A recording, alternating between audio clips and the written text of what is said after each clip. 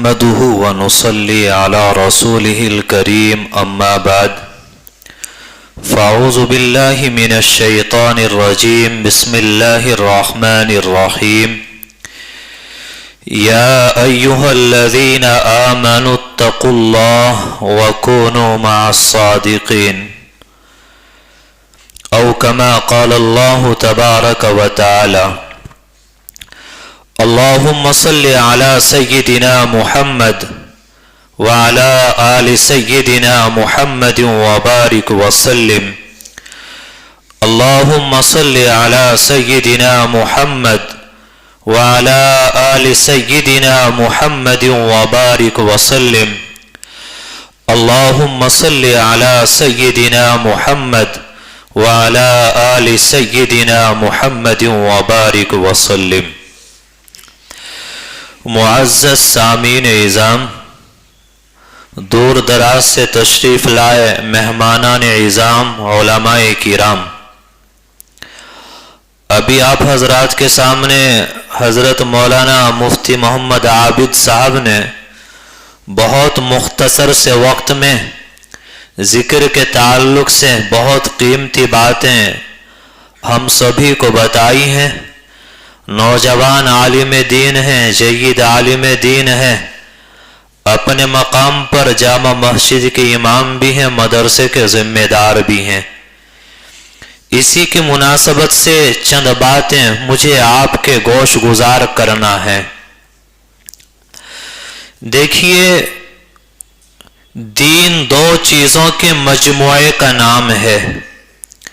ایک علم نبوت، ایک ہے نور نبوت. لیکن آج کے زمانے میں علم نبوت کو حاصل کرنے کی کوششیں تو کی جا رہی ہیں، لیکن نور نبوت کو اس طرح حاصل نہیں کیا جا رہا ہے جیسے ہمیں اس کو حاصل کرنا چاہیے. آج علم نبوت وہ کاغذ سے کاغذ پر منتقل ہو رہا ہے، لیکن نور نبوت کا محل کاغذ نہیں ہے بلکہ سینہ ہے، اور یہ سینوں سے سینوں میں منتقل ہوتا ہے. جیسے بجھے ہوئے چولہے سے کوئی آگ نہیں لیتا، اسی طرح بجھے ہوئے دلوں سے اور بجھے ہوئے سینوں سے، جن دلوں میں اللہ کی عشق اور محبت کی آگ نہ ہو، جو دل اللہ کی یاد میں نہ دھڑکتے ہوں، جو دل اللہ کو یاد نہ کرتے ہوں، ایسے دلوں سے بھی اللہ کوئی فیض نہیں پہنچاتے ہیں. جو عشق کی خاصیت وہی آگ کی خاصیت، ایک خانہ بخانہ ہے، ایک سینہ بسینہ ہے. آپ نے دیکھا ہوگا کہ پہلے زمانے میں جب دیا سلائی وغیرہ نہیں ہوتی تھی تو لوگ ان گھروں کی طرف جاتے تھے جہاں پہلے سے آگ جل رہی ہوتی تھی، وہاں سے آگ لا کر اپنے گھر کے چولہوں میں آگ جلاتے تھے. جن گھروں میں آگ نہ ہو اور جو چولہے بجھے ہوئے ہوں وہاں سے کوئی آگ نہیں لیتا تھا. تو سمجھ لو کہ اسی طرح جس سینے میں اللہ کی عشق اور محبت کی آگ نہ ہو اور جو سینے بجھے ہوئے ہوں، اللہ تبارک و تعالی ان سینوں سے کوئی کام نہیں لیتے اور ان سینوں سے کوئی فیض نہیں ہوتا ہے. ہمیں یہ غور کرنا پڑے گا کہ ہمارے سینوں کے اندر آیا یہ دل ہے یا یہ دلدل ہے. اگر یہ دلدل ہے تو اس کو دل بنانا پڑے گا. ہمیں دیکھنا ہے کہ یہ دل ہے یا دلدل ہے. اس کا پتہ کیسے چلے؟ دیکھیے، ایک ظاہر کا دل ہے، ایک باطن کا دل ہے. جو ظاہر کا دل ہے اس کی پہچان 3 رگوں سے ہوتی ہے. اگر وہ رگیں صحیح ہیں، خون کا دور صحیح ہو رہا ہے، آپ سمجھیے کہ آپ کا ظاہری دل زندہ ہے. اگر رگ میں کمی واقع ہو گئی تو ظاہر کا دل مردہ ہو جائے گا. لیکن باطن کا جو دل ہے، آیا یہ زندہ ہے یا مردہ ہے، اس کا پتہ کیسے چلے؟ ہم یہ دیکھنا چاہتے ہیں کہ آیا ہمارے سینے میں دل ہے یا اس کی دلدل بن چکی ہے. یہ پتہ کیسے لگے؟ حضرت عبداللہ ابن مسعود رضی اللہ تعالیٰ عنہ نے فرمایا کہ اس کا پتہ چلے گا تین جگہوں سے. جو ظاہر کا دل ہے اس کا پتہ چلتا ہے تین رگوں سے، اور جو باطن کا دل ہے اس کا پتہ چلے گا تین جگہوں سے. فرمایا کہ یہ دیکھنا چاہتے ہو کہ دل زندہ ہے یا مردہ ہو چکا ہے؟ فرمایا کہ قرآن کی تلاوت کے وقت دیکھو. اگر قرآن کی تلاوت میں مزہ آ رہا ہے، قرآن کی تلاوت کا شوق ہے اور جذبہ ہے، مزہ آ رہا ہے، تو سمجھیے کہ دل آپ کا زندہ ہے، ورنہ تو مر چکا ہے. دوسرے فرمایا کہ آپ اس کو دیکھیں، ذکر کی مجلسوں میں آیا دل میں اطمینان آ رہا ہے، قرار آ رہا ہے، اللہ کا عشق اور محبت آپ کے دلوں میں آ رہا ہے، تو سمجھیے کہ آپ کا دل زندہ ہے. وہاں بیٹھنے کے بعد اگر بے چینی ہے، باہر نکلنے کو دل چاہ رہا ہے، تو سمجھیے کہ باطنی اعتبار سے یہ دل مردہ ہو چکا ہے. اور فرمایا کہ تیسری جگہ وہ خلوت ہے، تنہائی میں. دیکھیں، جب آپ تنہا ہوتے ہیں، اللہ کے سوا آپ کو کوئی دیکھنے والا نہیں ہوتا، آپ اس وقت میں دیکھیں کہ آیا جیسے لوگوں کے سامنے تقویٰ تھا، اللہ کا ڈر تھا، آپ لوگوں کے سامنے گناہ سے بچ رہے تھے، اب آپ تنہائی میں آ گئے، خلوت میں آ گئے، اللہ کے سوا آپ کو کوئی نہیں دیکھ رہا ہے. اب ایئر فون لگا کر موبائل پر بدماشیاں تو نہیں ہیں، اب تنہائیوں میں گناہ تو نہیں ہے، اب غیر محرموں سے باتیں تو نہیں ہیں، اب فلمیں اور ناٹک اور گانا بجانا تو نہیں ہے. اگر ایسا نہیں ہے تو سمجھیے کہ دل زندہ ہے. اور اگر تنہائی میں ایئر فون لگا کر اوپر کمبل ڈال کر اور گناہ ہو رہے ہیں تو سمجھیے کہ دل مردہ ہو چکا ہے. جن دلوں میں اللہ کی عشق اور محبت کی آگ نہ ہو، اللہ تبارک و تعالی ان دلوں سے فیض نہیں پہنچاتے. یہاں بڑی تعداد میں علماء تشریف فرما ہے، میرے وہ مخاطب ہیں. دیکھیے، حضرت گنگوہی کا زمانہ ہے، قاسم نانوتوی کا زمانہ ہے، حضرت تھانوی کا زمانہ ہے. کیا اس زمانے میں یہی علماء تھے؟ ارے ہزاروں اور لاکھوں علماء تھے، لیکن دنیا سے چلے گئے، سینکڑوں سال ہو گئے، آج بھی ان کا نام زندہ ہے، آج بھی ان کا کام زندہ ہے. آپ تاریخ اٹھائیں اور پوری تاریخ کا مطالعہ کریں کہ اللہ تبارک و تعالی نے صرف انہی علماء سے اور انہی لوگوں سے کام لیا ہے کہ جو اکابر علماء اور اہل اللہ کے تربیت یافتہ اور صحبت یافتہ تھے، جن کے سروں میں دھڑکتے ہوئے دل تھے، جن کے یہاں آہو فغا تھی، جن کے یہاں رات کی آخری پہر کی سحر گائی تھی، شب بیداری تھی، اللہ کے سامنے رونا اور دھونا تھا. اللہ نے ان لوگوں سے کام لیا ہے، ورنہ تو اللہ تعالیٰ ایسے لوگوں کا فیض جاری نہیں فرماتے ہیں. جیسے مثال کے طور پر اگر کباب کا کچا گوشت ہے، اس کو ایک جگہ پہ رکھ دیا جائے، کوئی اس کو کھائے گا نہیں کھا پائے گا، کھائے گا تو قے ہو جائے گی، رکھا ہوا ہے کوئی خوشبو نہیں آئے گی. لیکن کباب کے گوشت کو اگر آگ پر بھونا جائے تو عجیب طرح کی خوشبو، شاندار خوشبو مہکتی ہے. کافر گزرے وہ بھی کھانے کا ارادہ کرتا ہے. تو یاد رہے، یہ دل جلے گا، یہ بھونے گا، اللہ کی یاد ہوگی، اللہ کی محبت ہوگی. ہر وقت آپ تنہائی میں ہو، آپ محفل میں ہو، آپ کوئی بھی کام کر رہے ہو، دل کی توجہ اللہ کی طرف ہے، آپ اللہ کو یاد کر رہے ہیں. آپ تنہائی میں ہیں تو بھی گناہ سے بچ رہے ہیں، آپ محفل میں ہیں تب بھی آپ اپنے آپ کو گناہ سے بچا رہے ہیں، تو دل کے اندر آگ لگے گی. جب آگ لگے گی تو اللہ تبارک و تعالی پھر انسان کو بافیض بنا دیتا ہے. اگر ہم لوگ یہ چاہتے ہیں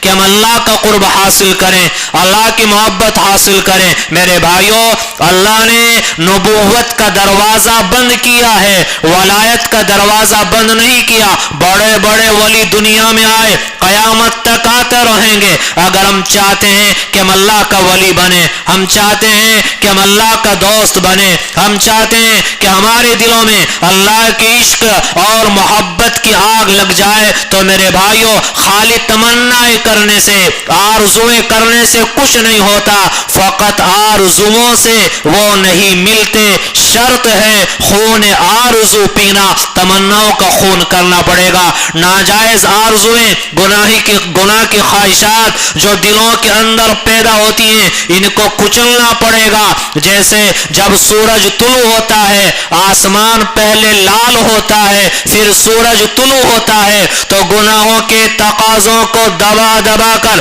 جب دل پر زور پڑے گا آپ کا دل لال ہو جائے گا، پھر اللہ کی محبت کا سورج طلوع ہوگا۔ ہم چاہتے ہیں کہ اللہ کا ولی بن جائیں، ہم چاہتے ہیں کہ اللہ کا دوست بن جائیں، تین کام ضروری ہے میرے بھائیوں۔ پہلی چیز گناہوں سے اجتناب ہے۔ آج ہم لوگ ہر وقت گناہوں میں لگے ہیں، اللہ کی نافرمانیوں میں لگی ہیں۔ آج مسلمان کو یہ دھوکہ ہو گیا، مسلمان سمجھ رہا ہے کہ شاید تہجد پڑھ کے وہ اللہ کا ولی بن جائے گا، شاید کچھ نفلیں پڑھ کے اللہ کا ولی بن جائے گا، تھوڑی دیر ذکر کر کے اللہ کا ولی بن جائے گا۔ میرے بھائیوں اللہ نے اپنی ولایت کو تہجد کے نیچے نہیں چھپایا، اللہ نے اپنی ولایت کو نفلوں کے نیچے نہیں چھپایا، اللہ نے چھپایا تقوی کے نیچے، اور تقوی کے معنی آتے گناہوں کو چھوڑنے کے اور گناہوں سے بچنے کے۔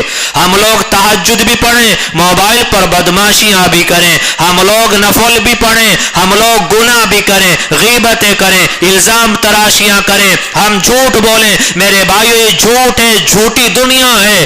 آدمی تہجد پڑھ رہا ہے اور گناہ بھی کر رہا ہے تو سمجھ لو کہ وہ جھوٹ کے اندر مبتلا ہے۔ جس کو اپنا پتہ نہیں ملتا اس کو کبھی خدا نہیں ملتا۔ اپنا پتہ ہو، عجب آ رہا ہے، تکبر آ رہا ہے، بڑائی آ رہی ہے، ریاکاری آ رہی ہے، کینہ ہے، عداوت ہے، غیبت ہے، حسد ہے، یہ سارے باطنی امراض ہیں جو دلوں کے اندر جنم لے رہے ہیں۔ ان بیماریوں کے ہوتے ہوئے انسان کیسے اللہ کا ولی بن سکتا ہے؟ ہم تو بازار میں جاتے ہیں سڑا ہوا سیب نہیں لیتے، بازار جاتے ہیں نقص والا کپڑا نہیں لیتے، ارے یہ کینہ اور عداوت کی وجہ سے، آپسی دشمنیوں کی وجہ سے، غیبتوں اور چغلیوں کی وجہ سے یہ دل ہمارا سڑا ہوا ہے۔ آپ بتائیے کہ اللہ اس سڑے ہوئے دل کو کیسے قبول کرے گا؟ جس نے قرآن میں فرمایا الا من اتى اللہ بقلب سلیم، کہ میرے پاس صحیح سالم دل لے کے آنا، تو اللہ اس سڑے ہوئے دل کو کیسے قبول کرے گا؟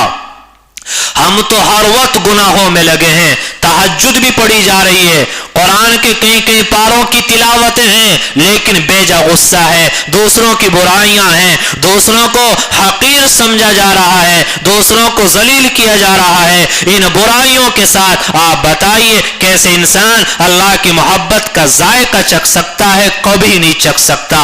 میرے بھائیوں آج ہم پریشان کیوں ہیں؟ گناہوں کی وجہ سے متعدد سزاؤں میں ہم گرے ہوئے ہیں۔ جب انسان گناہ کرتا ہے، اللہ کی نافرمانی کرتا ہے، تو پہلی سزا یہ ملتی ہے کہ وہ شہنشاہ دو جہاں، وہ پیارا رب، پیارا اللہ، وہ اس سے ناراض ہو جاتا ہے۔ انسان کے لیے اس سے بڑی کوئی سزا ہو ہی نہیں سکتی کہ اللہ اس سے ناراض ہو جائے۔ اللہ تعالیٰ جس بندے سے ناراض ہوتا ہے، جو گناہ کرتا ہے اور مناجات کی لذت چھین لیتا ہے، پھر دعا کرتا ہے رونا نہیں آتا، سجدے میں سر پڑا ہے، آنکھوں سے آنسو نہیں نکلتے۔ بنی اسرائیل کے ایک عالم تھے، ان سے کوئی گناہ ہو گیا، اپنے علم کی وجہ سے جانتے تھے کہ گناہ کی وجہ سے اللہ کی طرف سے کوئی نہ کوئی سزا ضرور ملتی ہے۔ 5 مہینے گزرے، 6 مہینے گزر گئے، اور انہوں نے غور کیا تو دیکھا ساری نعمتیں جو کی تو جاری ہیں، کوئی نعمت اللہ نے چھینی نہیں۔ تو کہنے لگے کہ اللہ آپ کتنے مہربان ہیں، میں نے تو گناہ کیا تھا لیکن آپ نے ساری نعمتیں برابر جاری رکھی ہیں، آپ نے اپنی نعمتوں کو مجھ سے چھینا نہیں۔ تو دل کے اندر اللہ تعالیٰ نے یہ الہام کیا اور دل کے اندر یہ بات ڈالی کہ ذرا غور کر لے، جس دن تو نے وہ گناہ کیا تھا ہم نے اس دن سے تجھے مناجات کی لذت سے محروم کر دیا تھا۔ وہ عالم کہتے ہیں کہ میں نے غور کیا کہ جب سے میں نے گناہ کیا تھا مجھے نہ دعا میں رونا آیا، نہ سجدے میں رونا آیا، نہ اللہ کو یاد کرتے ہوئے رونا آیا، اللہ نے رونے سے محروم کر دیا۔ آج انسان کہتا ہے کہ جی مجھے تو رونا نہیں آتا، رونا کیسے آئے گا، کھانا تو حرام ہے، رونا کیسے آئے گا کہ گناہوں کی دلدل میں دھسا ہے۔ میرے بھائیوں، جس انسان کی دونوں آنکھوں کے چشمے خشک ہو جائیں، جس کی آنکھوں سے اللہ کی عشق اور محبت میں آنسو جاری نہ ہو، اس کو اپنی بدقسمتی پر رونا چاہیے، کیونکہ جس ماں کا جوان بیٹا دنیا سے چلا جائے اس کو رلانے کے لیے اشعار نہیں پڑھے جاتے، اس کا دل رو رہا ہوتا ہے، آنکھوں سے ٹپ ٹپ آنسو گر رہے ہوتے ہیں، دراصل بات یہ ہے کہ دل میں لگی ہی نہیں، اللہ کا عشق اور محبت آیا ہی نہیں۔ اللہ اتنا پیار کر رہا ہے، ہم نے اللہ سے پیار کیا ہی نہیں، یہ رونا کیسے آئے گا؟ تو اللہ تعالیٰ سب سے پہلی نعمت جو انسان سے چھینتا ہے وہ رونے کی نعمت کو چھین لیا کرتا ہے۔ اور گناہ کی دوسری سزا کیا ہوتی ہے؟ فرمایا کہ اللہ تعالیٰ نیک اعمال کی توفیق چھین لیتا ہے۔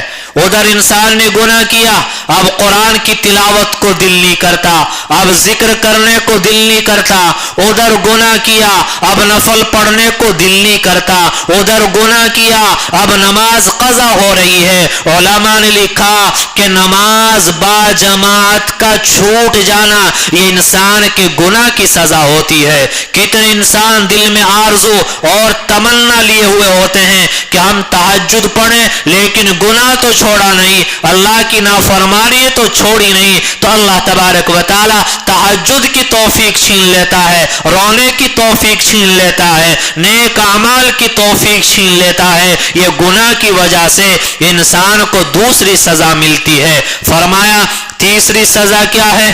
فرمایا کہ اللہ تعالیٰ اس کو رزق کی تنگی میں مبتلا فرما دیتے ہیں۔ قرآن کہتا ہے وَمَنْ أَعْرَضَ عَنْ ذِكْرِي فَإِنَّ لَهُ مَعِيشَةً ضَنْكًا، کہ جو میرے ذکر سے اعراض کرے، ذکر سے اعراض کا مطلب یہ ہے کہ جو گناہ کرے، اللہ کی نافرمانیاں کرے، ناجائز خواہشات کو پورا کرے، تو اللہ تعالیٰ سب سے پہلے اس کو رزق کی تنگی میں مبتلا فرما دیا کرتا ہے۔ اور چوتھی سزا یہ ملتی ہے کہ اپنے پرائے ہو جاتے ہیں، دوست دشمن ہو جاتے ہیں، تعریف کرنے والے برائی کرنے والے ہو جایا کرتے ہیں۔ پانچویں سزا یہ ملتی ہے کہ جو اس کے ماتحت ہیں وہ نافرمان ہو جاتے ہیں، کبھی بیوی نافرمان ہو جاتی ہے، اولاد نافرمان ہو جاتی ہے، ملازم ہیں وہ نافرمان ہو جاتے ہیں۔ فضیل ابن عیاض رحمت اللہ علیہ فرماتے ہیں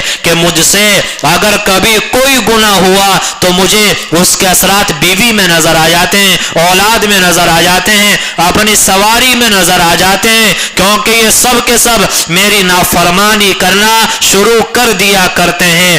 اور چھٹی سزا جو بہت بڑی سزا ہے وہ گناہ کی وجہ سے یہ ملتی ہے کہ گنہگار انسان وہ اللہ کی لعنت میں گرفتار ہو جاتا ہے۔ یہ لعنت کیا چیز ہے میرے بھائیوں؟ یہ لعنت یہ ہے کہ ایک گناہ کیا، توبہ نہیں کی، اس سے بڑے گناہ میں مبتلا ہو جائے گا، پھر توبہ نہیں کی، اس سے بڑے گناہ میں مبتلا ہو جائے گا، یعنی گناہ سے نکل نہیں پاتا، ایک گناہ پھر دوسرا گناہ اور گناہوں میں مبتلا رہتا ہے۔ جب گناہ کرنا عادت بن جائے، جب گناہ کرنا فطرت بن جائے، جب گناہ کے بغیر چین اور سکون نہ آئے تو پھر توبہ کی توفیق بھی اللہ کی طرف سے نہیں دی جاتی، ایسا انسان بغیر توبہ کی دنیا سے چلا جایا کرتا ہے۔ تو اگر ہم اللہ کا ولی بننا چاہتے ہیں پہلا کام کرنا پڑے گا کہ ہمیں گناہوں سے اجتناب کرنا پڑے گا۔ اور دوسری چیز کیا ہے میرے بھائیوں؟ اللہ والوں کی صحبت، مشائخ کی صحبت۔ دیکھیے جو روغن گل بنایا جاتا ہے تو پہلے تل اس کی بھوسی چھڑائی جاتی ہے، پھر اس کو تلوں کو گلاب کے پھولوں میں بسایا جاتا ہے، 2 مہینے 3 مہینے کے بعد गुलाब के फूल की खुशबू तिलों के अंदर आ जाती है, फिर कोलू में रगड़ कर उसका तेल निकाला जाता है तो वो रोगाने गुल बन जाता है। मेरे भाइयों, चमेली का फूल हो तो रोगाने चमेली बन जाता है। याद रहे कि अगर तिलों को गुलाब के फूलों में न बसाया जाए तो खुशबू पैदा नहीं होती, और फूलों में आपने बसा दिया, कोलू में को न निकाला तो फिर तेल नहीं बनता। आज मेरे नौजवान दोस्त उलमा यहाँ तशरीफ फरमा है। मेरे भाइयों, हम चाहते हैं, हम सोचते हैं कि हम तो तहज्जुद पढ़ रहे हैं, नमाजें पढ़ा रहे हैं, हम तो नेक अमाल कर रहे हैं, कुरान की तिलावत इतनी है और इतने नेक अमाल कर लेते हैं। मेरे भाइयों, अगर अपने अपने एतबार से हम लोग मुजाहदा करते रहे, रियाजतें करते रहे तो तेल तो बन जाएगा लेकिन खुशबू पैदा नहीं होगी। बाज लोग वो होते हैं जो मशाइख के पास जाते हैं, जो मामूलात बताए जाएं, मुराकबे बताए जाएं, जिक्र बताया जाए, उस पर अमल नहीं करते तो मेरे भाइयों वहां तेल ही पैदा नहीं होता। तो दोनों चीजें जरूरी हैं, सोहबत भी जरूरी है, जो मामूलात बताए जाएं उन पर पाबंदी करना भी जरूरी है। जैसा फूल होता है वैसी खुशबू बनती है। अगर फूल नबी का है तो सहाबी बनेगा, फूल सहाबी का है ताबई बनेगा, ताबई का फूल है तो तबे ताबई बनेगा, और वलायत का फूल है तो फिर इंसान वली बनेगा। आखिर क्या बात थी? हजरत मौलाना रशीद अहमद गंगोही रहमतुल्लाहि अलैह, जिन्होंने सिहाए सित्ता बजाते खुद तने तनहा पढ़ाई है। उधर हाजी इमदादुल्लाह मुहाजिर मक्की हैं जो बाकायदा आलिम नहीं है। हाँ, हजरत गंगोही रहमतुल्लाहि अलैह उनकी खिदमत में जाते हैं, इस्लाही ताल्लुक कायम कर लेते हैं, शाम को वापस आना चाहते हैं। हाजी साहब ने कहा कि रशीद अहमद, मेरा ये दिल चाहता है कि तुम रात में यही क़याम करो। हजरत ने फरमाया कि हजरत सुबह सबक पढ़ाना है, मजबूरी है, तकाजा है। फरमाया कि रात में यहाँ आराम कर ले, सुबह जाके सबक पढ़ा लेना। कहने लगे कि हजरत यहाँ आराम कैसे मिलेगा, यहाँ तो खानका है। रात को 3 बजे कोई तहज्जुद में रो रहा है, कोई जिक्र कर रहा है, कोई दुआ करते हुए रो रहा है, यहाँ सोना कैसे मिलेगा? फरमाया कि नहीं, तुम्हें कोई नहीं उठाएगा, तुम आराम से सोते रहना, आराम करते रहना। चुनांचे हजरत गंगोही लेट गए। हाजी इमदादुल्लाह मुहाजिर मक्की रहमतुल्लाहि अलैह ने चारपाई अपने बराबर में डलवाई। मेरे भाइयों, जो अल्लाह वाले होते हैं ये खुदा तो नहीं होते लेकिन बाखुदा होते हैं। एक लम्हे के लिए ये अल्लाह से गाफिल नहीं होते। तो चुनांचे चारपाई बराबर में डाल दी जाती है। हजरत हाजी साहब तवज्जो डालना शुरू कर देते हैं। अब 3 बजे कोई जिक्र कर रहा है, कोई तहज्जुद पढ़ रहा है। हजरत गंगोही को किसी ने नहीं उठाया। हजरत गंगोही खुद फरमाते हैं कि जब मैं लेटा हुआ था आवाज सुनी तो आंख खुल गई। आंख खुलने के बाद कुरान की जो आयतें हैं वो मेरे दिमाग में, आंखों के सामने आने लगी। या अय्युहल मुज़्ज़म्मिल क़ुमिल लैला इल्ला क़लीला। अल्लाह ने नबी अलैहिस्सलाम से फरमाया था, ए नबी आप खड़े हो जाइए, आप तहज्जुद पढ़िए। व मिनल लैलि फतहज्जद बिही, ए नबी रात के हिस्से में आप तहज्जुद पढ़िए। कभी सामने ततजाफा जुनूबुहुम अनिल मज़ाजी, ये आयत करीमा, कभी कोई आयत आ रही है, कभी कोई आयत आ रही है। फरमाते हैं कि अचानक मुझ पर ऐसा हाल तारी हुआ कि मैं बिस्तर पर न रह सका, वजू की, तहज्जुद पढ़ी। हाजी साहब जहां बैठकर जिक्र कर रहे थे उनके बाजू में बैठकर जिक्र करने लगा। जब सुबह होती है तो सुबह के बाद हाजी साहब ने कहा कि आप जाएंगे? कि जी हजरत मुझे तो जाना है, सबक पढ़ाना है। फरमाया कि रशीद अहमद पता नहीं आज कौन मेरे पीछे बैठकर जिक्र कर रहा था। कहने लगे कि हजरत वो मैं ही तो था। कि आप थे? जब आप थे आपको जिक्र करना ही था, अल्लाह के बंदो सीख कर जिक्र कर लेते। कि हजरत फिर सिखा दो, कि वक्त चाहिए, कि कोई बात नहीं, पढ़ाना वो तो एक मेरा अपना काम है, अगर मेरी ही इस्लाह नहीं होगी मैं दूसरों की इस्लाह कैसे करूंगा? कोई बात नहीं, मैं रुक जाता हूं। तो हजरत गंगोही रहमतुल्लाहि अलैह ने 40 दिन क़याम किया। نظر شیخ کی نظر میں رہے، مراقبہ شیخ رہا، شیخ کی توجہ رہی، اپنے آپ کو اتنا مٹا دیا کہ ایک مرتبہ حاجی صاحب نے پوچھا کہ رشید احمد یہ تو بتاؤ تعلق قائم کر لینے کے بعد تمہیں کیا فائدہ ہوا؟ کہنے لگے کہ حضرت فائدے تو بہت سارے ہوئے لیکن دو بڑے بڑے فائدے ہوئے ہیں۔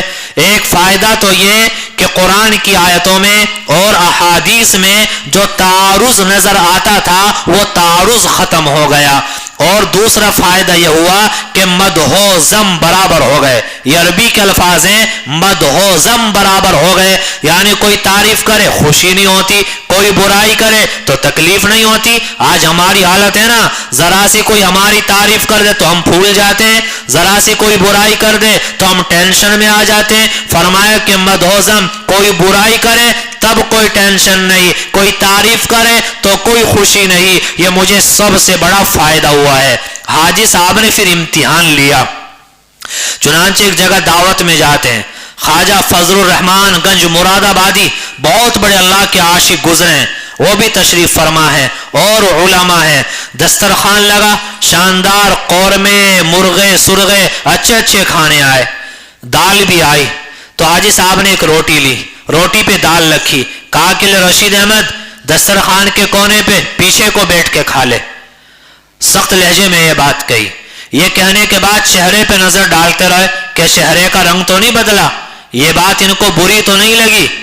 ایک دو منٹ دیکھا، دیکھتے رہے، پھر کہنے لگے کہ رشید احمد یہ تو ہمارا احسان ہے کہ تمہیں دسترخوان کے کنارے پہ بٹھا کے کھلا رہے ہیں، ورنہ دل تو یہ چاہتا ہے کہ تمہیں جوتوں میں بیٹھ کے کھلاتے۔ اتنے بڑے عالم، ان کو یہ بات کہی جا رہی ہے کہ دل تو چاہتا ہے تمہیں جوتوں میں بٹھا کے کھلاتے۔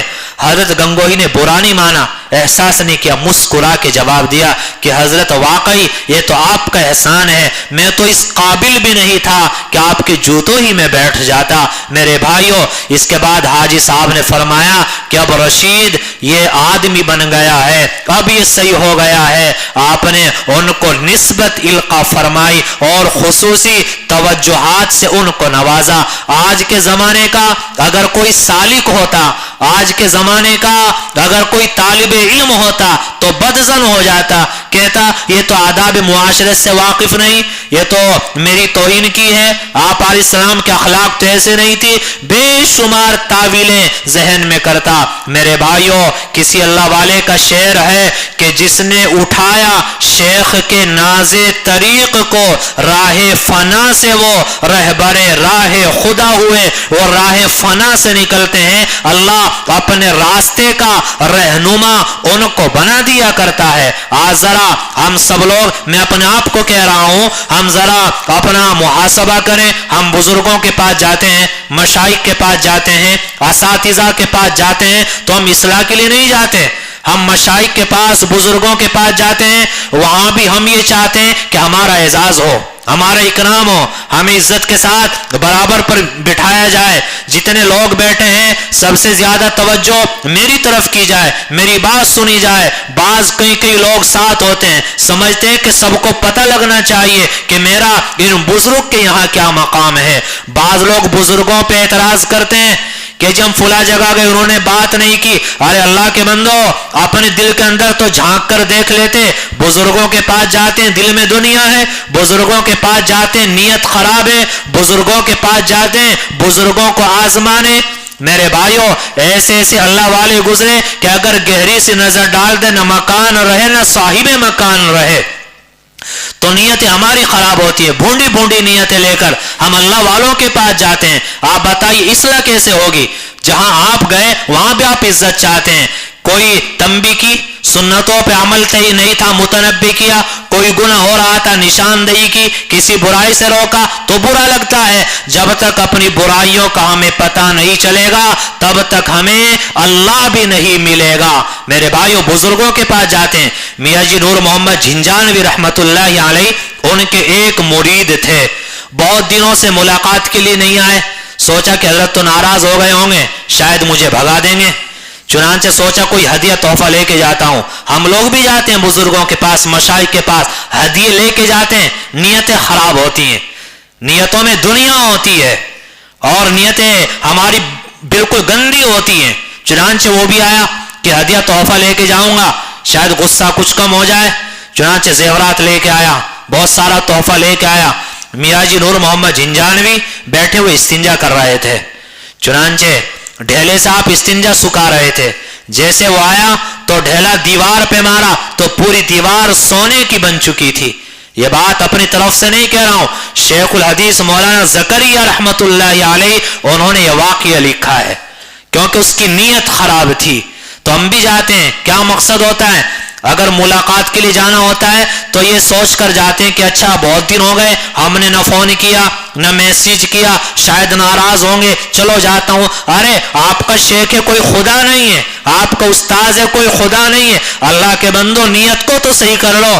آپ 1 مہینے میں صحیح, آپ 2 مہینے میں صحیح, آپ جب بھی جا رہے ہو تو شیخ کیا ہوتا ہے؟ وہ تو ایک انسان ہے. اللہ کی رضا کو تو سامنے کر لو. میں تو اللہ کی رضا کے لیے جا رہا ہوں, اپنی اصلاح کے لیے جا رہا ہوں. آپ بتائیے ہماری نیتیں ہوتی ہیں نہیں کہ ناراض ہو جائیں گے, کہیں گے بہت دنوں سے بات نہیں کی, حال احوال بیان نہیں کی, یہ سوچ کر ملاقات کرتے ہیں, یہ سوچ کر باتیں کرتے ہیں. فیض کہاں سے آئے گا اور فائدہ کہاں سے آئے گا میرے بھائیو؟ پھر فائدہ نہیں ہوتا. ہدیہ لے کے جاتے ہیں تاکہ توجہ میری طرف ہو جائے. ارے وہ تو ایک انسان ہے, اس کی توجہ کا کیا کرو گے؟ آپ یہ سوچ کر دینا میرا اللہ وہ مجھ سے راضی ہو جائے گا, میرے اللہ کی رضا مجھے مل جائے گی. ہم بہنوں کے یہاں جاتے ہیں, کوئی مٹھائی لے کے جاتا ہے, چلتے ٹائم بہن کو پیسے بھی دیتے ہیں. مقصد کیا ہوتا ہے؟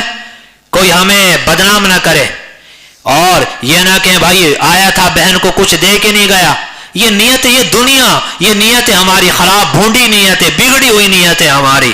ہم یہ نہیں سوچتے کہ میں بہن کو اس لیے دے رہا ہوں میرا اللہ راضی ہوگا.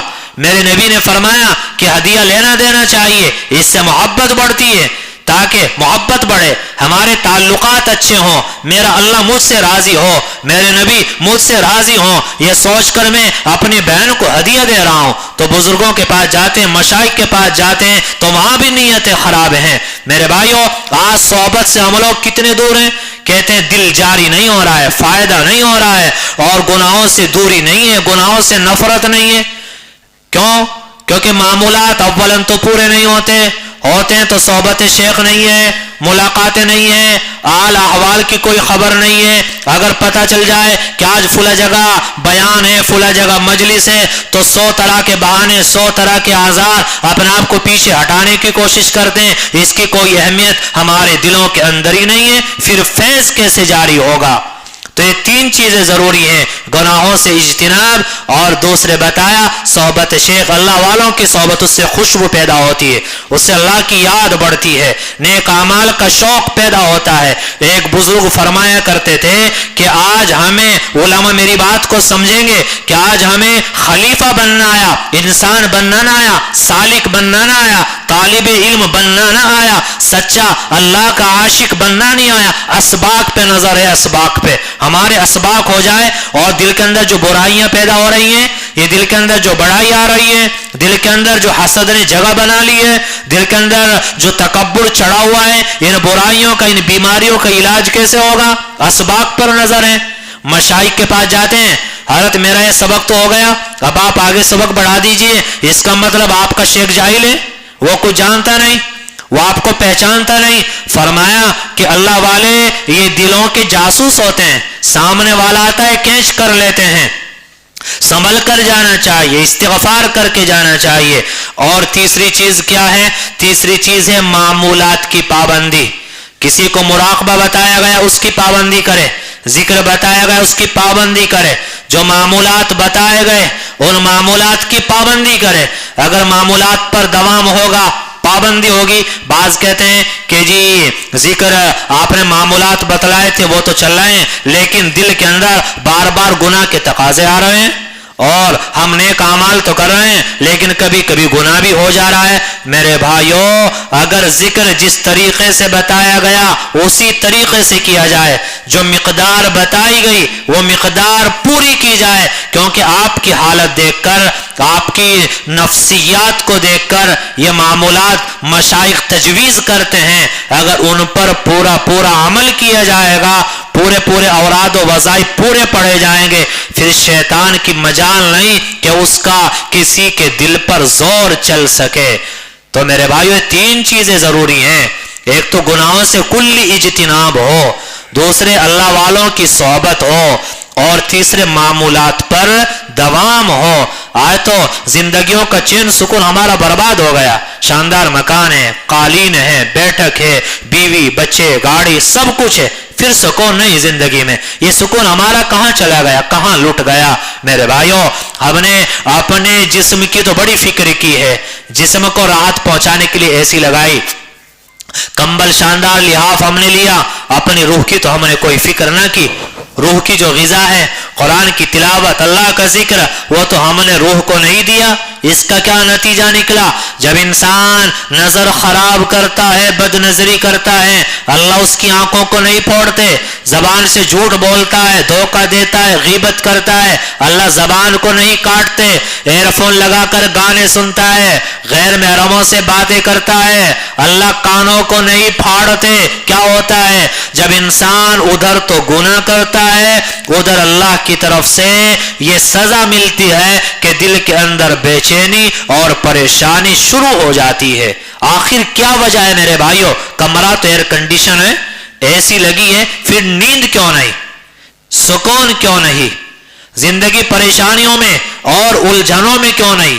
معلوم کریں، آج قرآن تو پڑھتے ہیں، ذکر بھی ہے، صلاۃ الحاجت جی وہ بھی پڑھتے ہیں، اوابین وہ بھی پڑھتے ہیں، تہجد وہ بھی پڑھتے ہیں، علماء اور مشائخ بھی یہی معلوم کرتے ہیں۔ غیبتیں چھوڑ دی، معلوم نہیں، آپ نے اپنی نظر کو پاک کر لیا اور بد نظری سے آپ بچنے لگے، نہیں، دل سے بڑائی کو نکال دیا، تکبر کو نکال دیا، کینہ اور عداوت کو نکال دیا۔ جو دل کی بیماریاں ہیں آپ نے ان بیماریوں کو ختم کر دیا، ان بیماریوں کا علاج کرا لیا، نہیں، پھر سکون کہاں سے آئے گا میرے بھائیوں؟ یاد رہے کہ رسمی تعلقات سے کوئی فائدہ نہیں ہوتا۔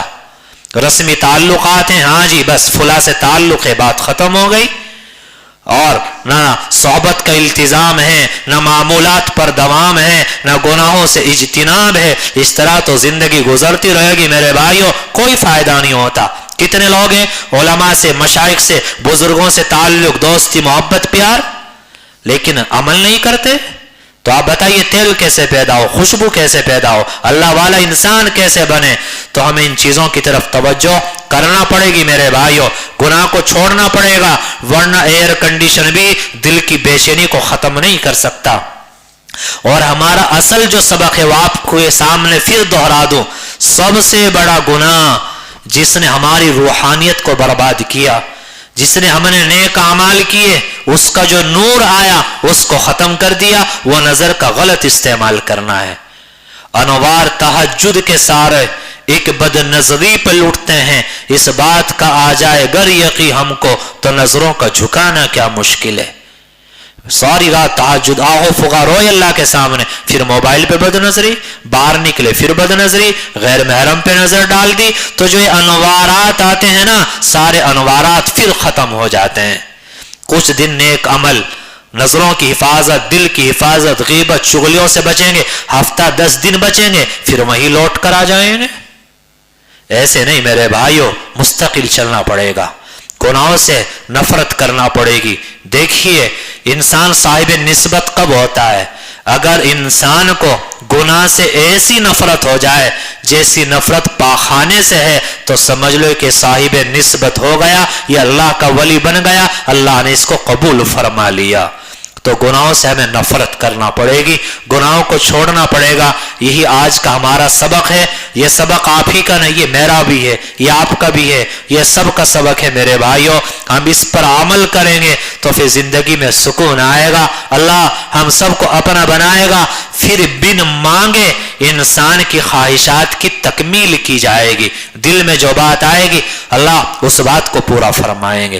انسان سوچے گا اسی طرح دنیا کا نظام اپنی مرضی کے مطابق چلتا ہوا نظر آئے گا، لیکن گناہ تو چھوڑنے ہوں گے، اللہ کی نافرمانیاں تو چھوڑنی ہوں گی، یا موبائل کی بدماشیاں تو چھوڑنی پڑیں گی۔ میرے بھائیو آرزویں کرتے رہیں، تمنا کرتے رہیں، سوچتے رہیں جی میں بھی اللہ والا بن جاؤں، کبھی نہیں بن سکتے۔ आरजुओं का खून करना पड़ेगा, नाजायज ख्वाहिशात को छोड़ना पड़ेगा, और जो इश्क मजाजी में गिरफ्तार हैं अपने दिल को खालिस अल्लाह के लिए बनाना पड़ेगा, इस दिल में खालिस अल्लाह की मोहब्बत को बसाना पड़ेगा। फिर इंसान अल्लाह का कुर्ब हासिल करेगा, उसकी मोहब्बत मारिफत हासिल करेगा, फिर इंसान वलायत हासिल करेगा, फिर इंसान अल्लाह का वली बनेगा। ये मुख्तसर सी बातें हैं जो आपके गोश गुजार की हैं। दुआ फरमाए कि अल्लाह कहने सुनने से ज्यादा अमल की तौफीक नसीब फरमाए। व आखिर दावाना अनिल हम्दुलिल्लाहि रब्बिल आलमीन।